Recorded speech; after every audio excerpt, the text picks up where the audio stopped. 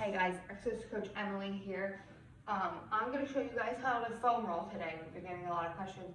What is foam rolling? How do I do it? Which parts of my body can I do it on? So essentially the foam roller can get most of your body. It's used to give your muscles like a little bit of a deep tissue massage, something that maybe your hands aren't strong enough to do.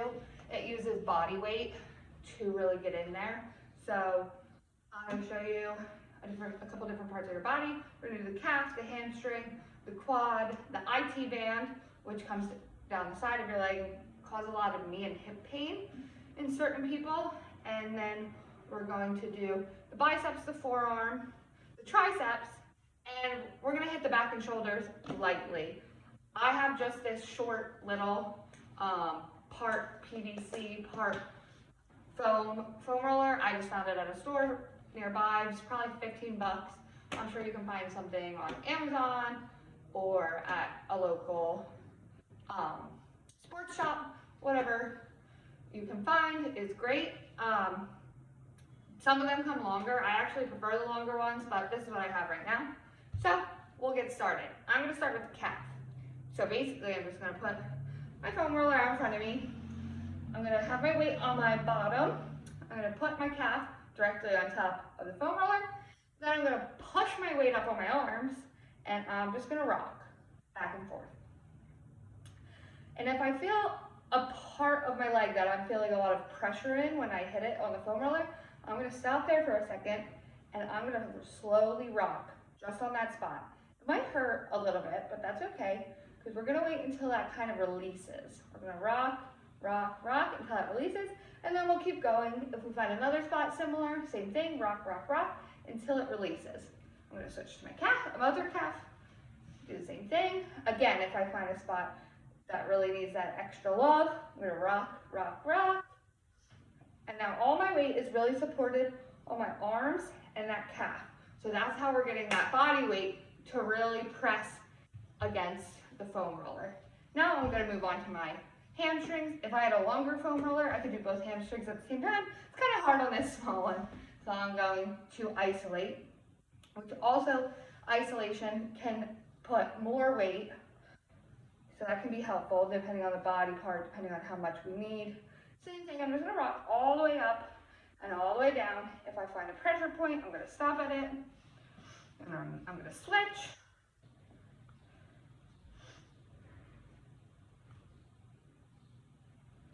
Alrighty, now I'm going to flip around and do my quad.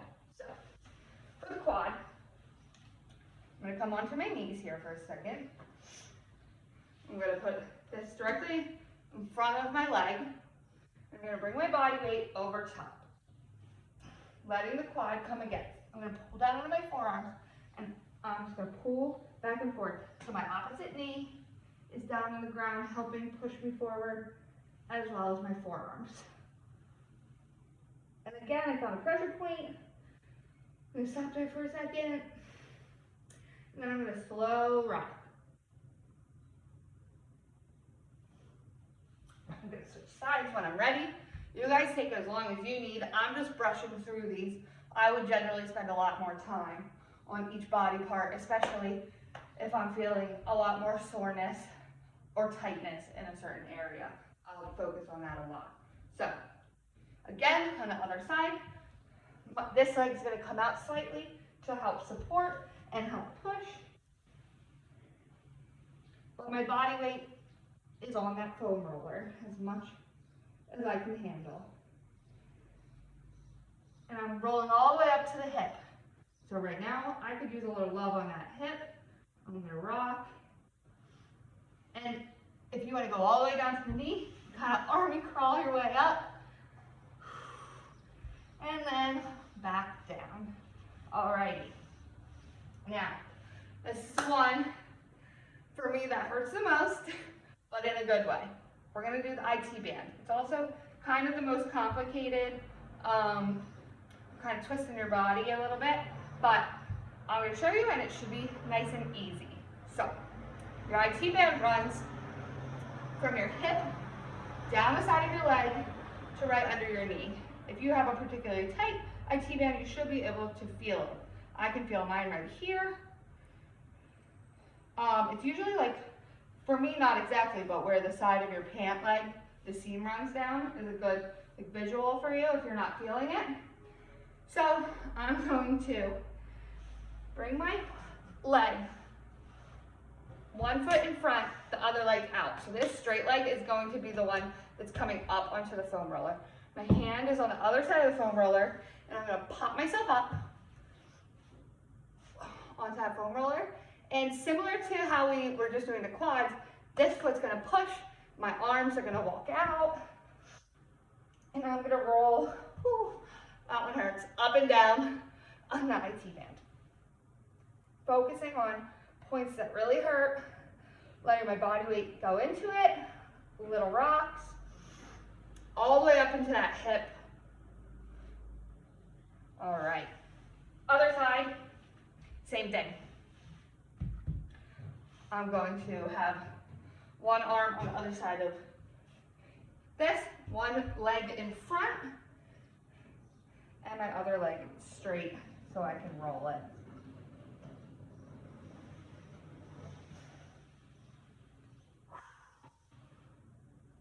All right. Now we're gonna go to the arms. Oops. So I'm just gonna be sitting on my legs here, kneeling, and for my forearms, you can take whatever angle you want, and you're gonna lean forward onto the roller and rock. So that's the front of my arm, the inside. I can really push down into it, isolate the arms, inside, outside, whatever you need. So for the inside of the arm, it can be kind of hard. You might want to go out to the side. For the bicep, I like to lay on my stomach, propped up here, foam roller out to my side, bicep turned in, and rock. For the tricep, I like to be on my stomach, arm extended in front, and rock.